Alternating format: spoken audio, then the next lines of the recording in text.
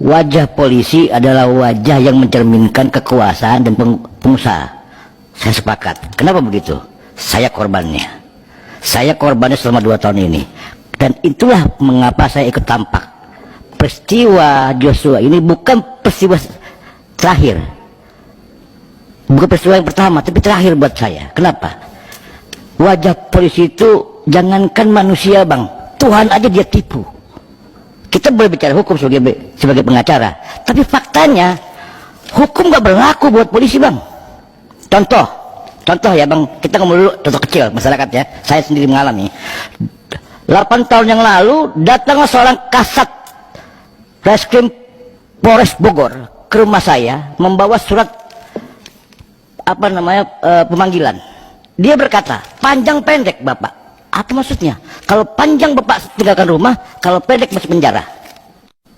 Itu terjadi. Saya laporkan ke Propam, diproses. Lalu kemudian saya lapor balik, saya tidak mendapatkan keadilan. Saya di penjara, Bang, sama mereka.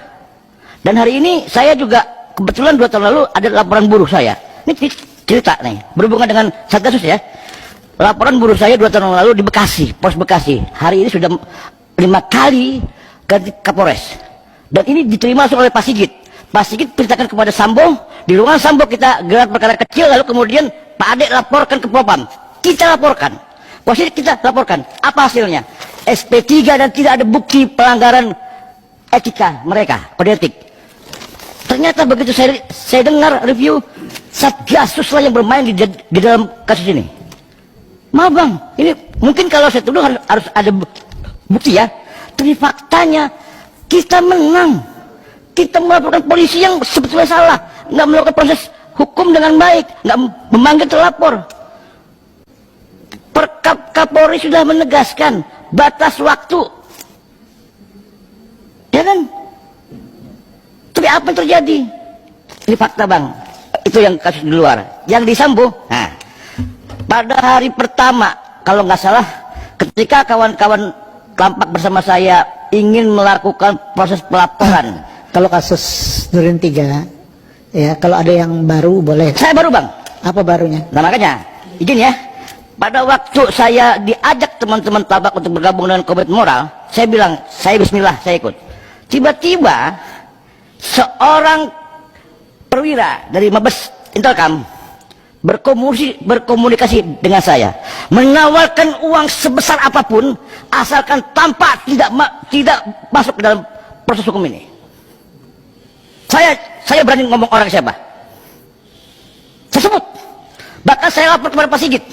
Coba, saya bilang, kalau Anda ingin hukum, Anda harus panggil kami dan diskusi hukum yang benar. Bukan membeli hukum. Apakah ini cara polisi? Cara Intelkam? Bang, tolong Bang, tertibkan model begitu. Di Mabes Polri ini banyak intel yang ngomong duit aja. Nggak bicara moral, nggak bicara nurani. Setiap ada orang kritis, dia beli. Maaf Bang, kawan-kawan kami tidak bisa dibeli. Saya nggak bisa dibeli.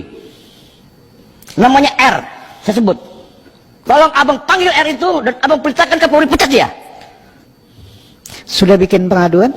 Belum Bang, saya baru ini saya ketemu sama Abang. Bikin pengaduan, tembusannya Komisi 3 agar jelas. Siap. Ya. Kalau ada pengaduan formal, laporkan Komisi 3, nanti kita akan tindak lanjutin. Ya. Maka saya bilang terkait dengan kasus Satgasus, saya curiga betul. Kenapa? Orang-orang yang ada di Propam, orang-orang yang ada di dalam proses penyidikan, itu semuanya, Abang pahamlah, ada apa di sana?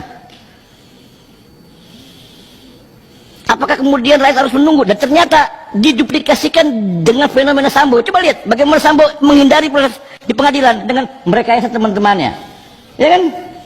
Ini fakta Bang. Ini wajah polisi. Saya nggak benci polisi, saya benci oknum. Saya akan lawan oknum itu Bang. Oke. Terima kasih. Ya tolong suratnya. Siap Bang. Bikin pengaduan ke Propam. Siap. Ya kalau betul ya. Siap Bang. Tembusan Komisi 3. Siap. Saya tunggu. Siap Bang. Ya. Kalau pengakuan aja kan susah. Siap Bang, ada buktinya Bang. Oke.